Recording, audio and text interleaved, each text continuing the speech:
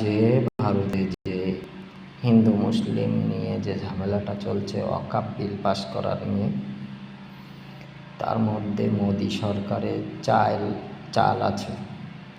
তেমন পাকিস্তানের সাথে কাশ্মীর ইস্যু নিয়ে মোদি কিন্তু ভবিষ্যতে এই চাল, কেন আমি ভারতের মুসলিমদের বলছি, ওয়াকফ বিল সব নিয়ে তোমরা লড়ে যাও, কেন তোমরা কিন্তু আন্দোলন না করার ইঙ্গিত, মানে এটা হলো চাল মোদির, যে ঝামেলাটা বাঁধানোর পাকিস্তানের সাথে। তাহলে এদিকে এটা ওয়াকফ বিল ফুস করে পাস করে নেবে, ওয়াকফ বিল বন্ধ হয়ে যাবে। কিন্তু হ্যাঁ, ভারত হলো সম্প্রীতির দেশ, ওদের সংবিধানে লেখা আছে। কিন্তু ভারত এমন একটা দেশ পৃথিবীর মধ্যে যে যারা সংবিধান মানে না, এক, দ্বিতীয়ত যে সংবিধান তো মানেই না, সংবিধানের কোনো কিছু ওদের দেশে পরিচালনা করে না। কেন করে না?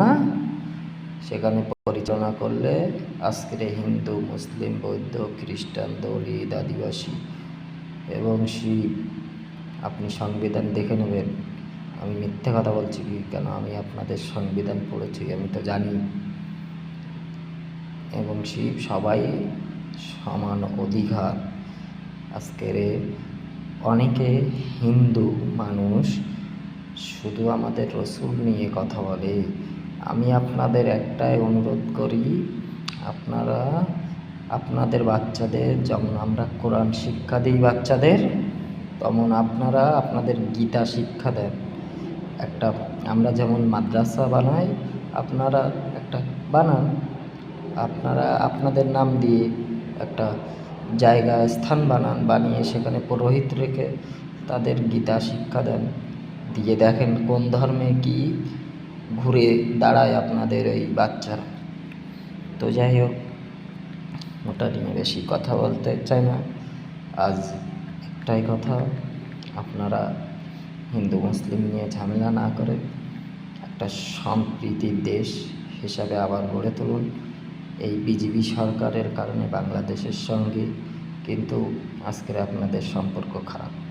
বিজেপি সরকার আজকের চলে যাবে, কালকের যদি অন্য সরকার আসে তা আপনারা মনে করবেন আবার বাংলাদেশের সাথে সম্প্রীতি বেড়ে যাবে। কেন? অটল বিহারী বাজপেয়ী 1996 সালে 3 মাস দেশ চালিয়েছিল, আর এখন চালাচ্ছে বিজেপি। চাওয়ালা, চা বিক্রি করে খায় বাপ মা, ওদের তো শিক্ষা নেই। কেউ তো ভাবে যে দুধে চা কী করে, চাতে পানি মেশাবো কী করে, ও সারা রাত ওটাই ভাবে। ও দেশ চালানোর যোগ্য না। কেন?